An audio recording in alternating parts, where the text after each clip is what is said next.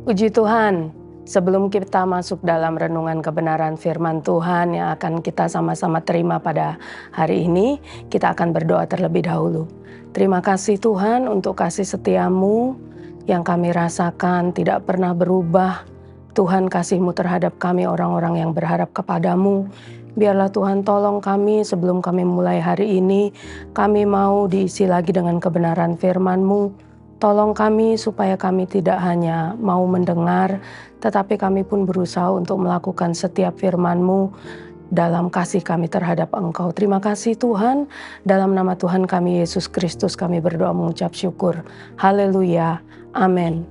Puji Tuhan, kita akan kembali menerima kebenaran firman Tuhan di dalam Mazmur pasalnya yang ke-56 pada ayatnya yang ke-4 firman Tuhan katakan, Mazmur pasalnya yang ke-56 pada ayatnya yang ke-4, waktu aku takut, aku ini percaya kepadamu. Ayat yang ke-5, kepada Allah yang firman-Nya kupuji, kepada Allah aku percaya, aku tidak takut. Apakah yang dapat dilakukan manusia terhadap aku? Puji Tuhan, tema kebenaran firman Tuhan yang akan kita terima bersama adalah siapa takut?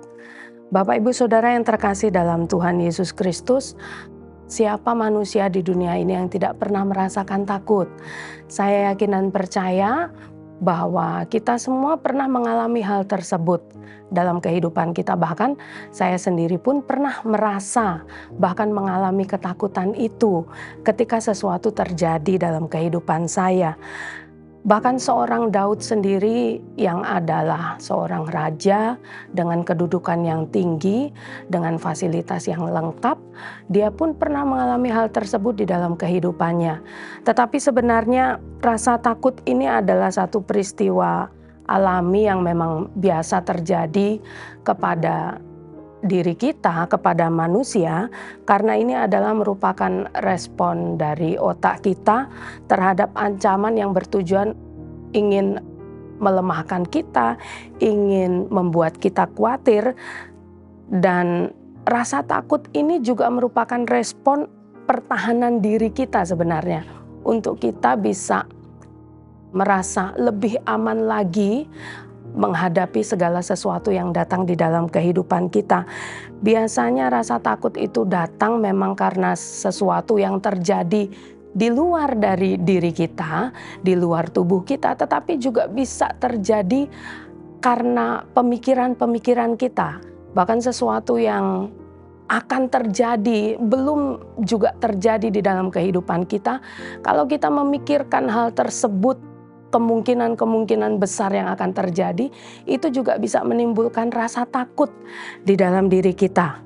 Tetapi kalau kita melihat dari kebenaran firman Tuhan yang tadi kita baca bersama-sama, bahwa waktu aku takut, aku ini percaya kepadamu.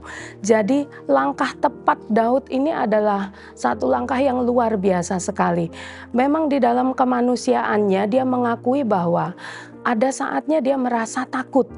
Tetapi ketika perasaan itu datang, kondisi itu datang, entah apapun yang membuat dia merasa takut, yang dia ambil pertama kali adalah ketika dia takut, dia percaya kepada Tuhan. Ketika dia merasa khawatir, dia taruhkan pengharapannya, dia percaya kepada Allah yang hidup. Ya, percaya itu juga berarti kita berharap. Percaya berarti kita juga mengandalkan Tuhan. Percaya berarti kita juga merasa aman, merasa yakin dalam perlindungan Tuhan. Kalau kita melihat di dalam Yesaya pasalnya yang ke-31, ayat yang pertama di situ dikatakan, celakalah orang-orang yang pergi ke Mesir, minta pertolongan, yang mengandalkan kuda-kuda, yang percaya kepada keretanya yang begitu banyak, dan kepada pasukan berkuda yang begitu besar jumlahnya, tetapi tidak memandang kepada yang Maha Kudus Allah Israel, dan tidak mencari Tuhan. Tadi saya katakan bahwa ketika rasa takut itu datang, responnya adalah kita mencari sesuatu atau seseorang yang lebih besar kuasanya dari kita untuk dapat melindungi diri kita dari rasa takut tersebut. Ya, kalau dalam kebenaran firman Tuhan di dalam Yesaya dikatakan celaka orang-orang yang pergi ke Mesir untuk mencari pertolongan, untuk terlepas dari rasa takut itu.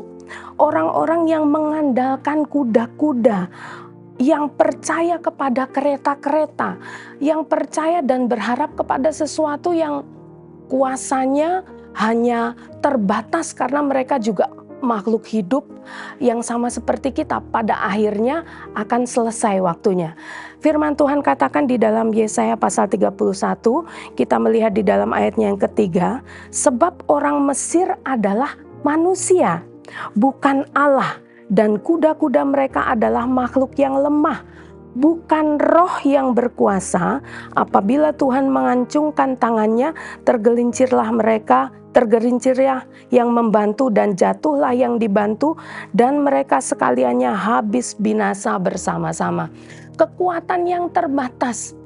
Tapi Daud, dia pergi kepada Tuhan. Dia menaruhkan harapannya, percayanya hanya kepada Tuhan. Tuhan adalah kuasa yang tidak terbatas, Bapak Ibu Saudara yang terkasih dalam Tuhan. Jangan kita lari kepada Mesir. Jangan kita datang kepada Mesir dan minta pertolongan.